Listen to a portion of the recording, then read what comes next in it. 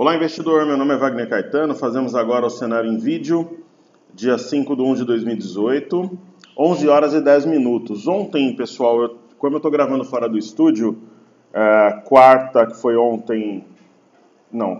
anteontem, quinta, que foi ontem e hoje, segunda-feira volta ao normal e na terça fizemos o estúdio também. A qualidade da imagem eu consegui deixar bacana, mas a do som tá quase da forma que a gente trabalha, mas com um pouco de diferença, né? E ontem ficou faltando os estudos dos bancos, Banco do Brasil, Bradesco e Itaú, e me parece que CCRO também, e eu também esqueci do dólar. Então estou fazendo aqui o cenário em vídeo mais para dar um overview, um panorama aí do mercado. Eu tinha apontado uma correção para hoje e tal, aquela coisa toda. Aí eu faço o dólar, os bancos e a CCRO, ok? Então, começando aqui pelo gráfico do Ibovespa, primeiro, por que eu tenho uma ideia de correção para o Ibovespa, né? Porque a distância para a média móvel de 21 períodos que eu utilizo é uma distância muito grande. Esse é um motivo, então, geralmente ocorre uma correção, como você pode ver aqui anteriormente, em várias ocasiões, né? O mercado, pelo menos, ele busca a média. O segundo motivo, nesses níveis, sem ter um driver específico, o mercado se descola um pouco dos seus fundamentos. Então, ele precisa corrigir para que novos compradores entrem. Ele deve voltar a subir depois, mas para atrair novos compradores, aqueles investidores que se frustraram porque ficaram de fora, é sempre saudável uma correção. E porque muitos dos comprados também querem realizar lucros, né? Eu, por exemplo, eu tenho uma carteira robusta de ações e eu estou vendendo os ativos de forma gradual, então é normal que você tenha alguma pressão vendedora. O terceiro motivo, hoje especificamente, petróleo e metais estão em baixa, poderia levar a uma queda do Ibovespa, né, ou iniciar um processo de queda. Então são alguns motivos aí. O primeiro suporte é o topo anterior, 78.025 pontos, mas eu particularmente acho que ele busca a região de 77 mil pontos aqui, pelo menos. Ok? Então essa que é a minha visão. Dando uma olhada rápida aqui no índice futuro, que naturalmente eu acredito que passa por um momento de queda também de correção, ele, ao perder aqui 79.155, que ele o fez há pouco tempo, né, desde a abertura, você tem um rompimento falso de um topo anterior. Então é muito provável que o mercado busque, provavelmente hoje ainda, a região de 78.540 pontos, que inclusive foi bem pertinho da mínima de ontem, que foi 78.505, e aqui ele decida o que ele vai fazer. Se ele viola esse ponto já hoje ou na segunda-feira, é uma outra situação, mas um teste aqui é muito provável, e com possível teste da média de 5 períodos também. Então acredito que o índice futuro passe alguns dias em correção, a começar pelo pregão de hoje, ok? E aí, pessoal, vindo para o dólar aqui, o dólar fez um movimento de queda bastante intenso. Eu acho que não faz sentido, sinceramente, manter essa linha de tendência de alta que nós tínhamos aqui traçada. Talvez aqui essa figura, esse ombro, cabeça-ombro aqui ainda faça sentido, porque como a nossa teórica neckline, que seria inclinada, poderia haver uma inclinação, e o dólar, ele começa a me chamar a atenção nesse momento com a operação na ponta compradora, ok? Ontem teve um spinning top, é quase um martelo aqui de fundo, só que ele tem sombra superior, é um candle sim, que sinaliza uma inflexão de preços, pelo menos até uma reversão, pelo menos um repique, e provavelmente, caso nós tenhamos realmente movimento de alta, ela se estenda até 2.294.500, 2.295, que é onde nós temos o fundo anterior e a média móvel de 21 períodos.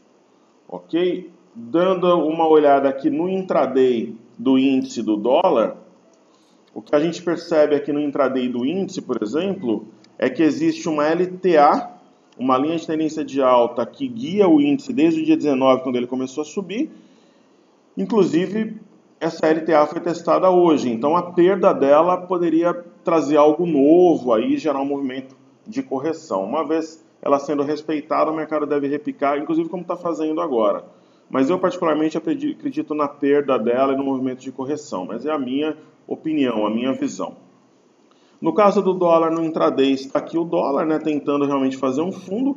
Ele inverteu aqui, parou de cair, agora está acima das médias tanto de 21 quanto de 5 no 30 minutos, então isso chama atenção para um possível movimento de alta sim. Aí, estudando aqui a CCRO, né, que ficou de fora ontem, o pessoal comentou. A CCRO, eu tinha até comentado há algum tempo atrás que ela tinha uma forte região de resistência entre 18,50 e 18,90 aqui, né? E que até por ter sido topo anteriormente, né, uma vez, duas vezes, ela faria um topo duplo e deveria cair até a região de 15,50. Por que eu citei essa região? Porque tinha sido um suporte anterior. Foi o que ela fez, ela veio a 15,45, respeitou, depois veio a 15,42, respeitou e está fazendo um movimento ascendente. Mesmo que ela passe por uma correção provável até a média de 21, ou até fechando esse gap que nós temos aqui, eu interpretaria essa movimentação como sendo oportunidade, né? Então eu vejo o mercado como um todo passando por um processo corretivo, seguido por uma reação depois de continuidade da alta. Então, assim sendo, eu compraria, mas eu compraria num cenário de correção. Talvez uns 16 aqui, alguma coisa nesse sentido. Nesses níveis, não. Ok? E aí, pessoal, vindo para os bancos aqui, que nós não conseguimos estudar ontem, BBAS3. O Banco do Brasil, eu acredito que passa por um cenário de correção, como eu vejo para o mercado como um todo. Os bancos têm aproximadamente 1/4 de peso no índice.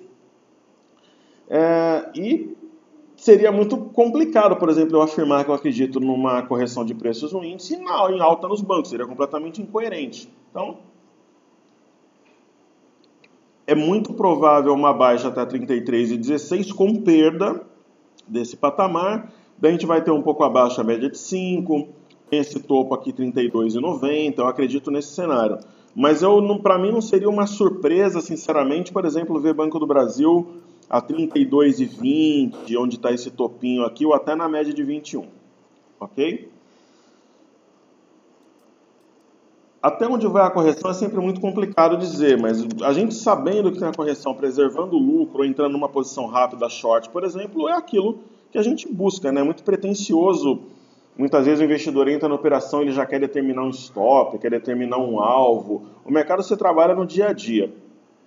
No caso de Bradesco, por exemplo, imagina que se o pregão fechasse agora, né? Esse sinal aqui seria um arame de topo. Um bebê, aqui o corpo da mãe, o bebê contido no corpo da mãe aqui. Então seria um sinal de topo com alvo 33,96 ou até o próprio fechamento do gap a 33,83. Então essa é a minha visão para o Bradesco. E aí falaremos aí de TUB 4, a mesma coisa, né? Um movimento de alta, tinha rompido aqui um triângulo ascendente, longe da média de 21. Eu acho muito provável uma sinalização de topo hoje, com queda inclusive, e eu não duvidaria, por exemplo, de um teste a 46,46 ainda hoje, talvez um pouquinho abaixo, na média de 5, e com alvo mínimo aqui de correção para 43,63, também não sendo uma surpresa, por exemplo, descer até 43,17, onde está esse topo anterior, ou até no 42,95, onde está esse outro. Ok? Eu vou aproveitar aqui para finalizar, pessoal, vou fazer dois ativos aí, pedido do YouTube, eu vou fazer dois ativos, FESA 4 e RAPT 4, daí a gente encerra, que são ativos que muita gente pediu também. Então, FESA 4, que é Ferbasa, eu vinha falando dessa ação quando ela estava aqui, ó, né, R$17. Então, R$17, ela tinha aqui um triângulo, né? E a compra boa foi aqui. Nesses níveis eu dou parabéns para quem está comprado, pico de volume, mas não dá para entrar no ativo nesse patamar, né? Teria que ter uma correção mais aguda para justificar uma entrada. No mundo ideal seria nos 20, mas sei lá, alguma coisa nos 23. Vamos ver como é que os metais reagem lá fora, a siderúrgica às quais ela está ligada, mas é momento, na minha visão, de realizar lucro, ok? Eu tenho alguns alunos que não compramos no grupo, tá? Vou deixar bem claro aqui, mas alguns alunos meus compraram e a maior parte deles já está realizando lucro ali, porque o ativo subiu muito rapidamente, né? Se você pegar, por exemplo, do rompimento do triângulo para cá, você pega, por exemplo, 25,55, né? Que é o patamar que está agora. E você divide ali por 17, você está falando em 50%, né? Então, pô, 50%, uma alta de meados de dezembro, aqui início para meados de dezembro para cá, você está falando de 50% numa ação em 3 semanas. Então, pô,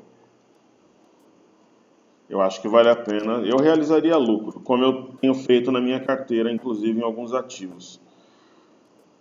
Falando aqui de Rapt 4, que é Randon, para a gente finalizar. E a mesma coisa, pessoal, Randon, a compra boa foi aqui, ó, foi nos 4,50, ela fez um movimento bacana até 7,45, voltou, tem uma possibilidade de um ombro, cabeça a ombro aqui, mas eu não acredito que essa figura seja acionada.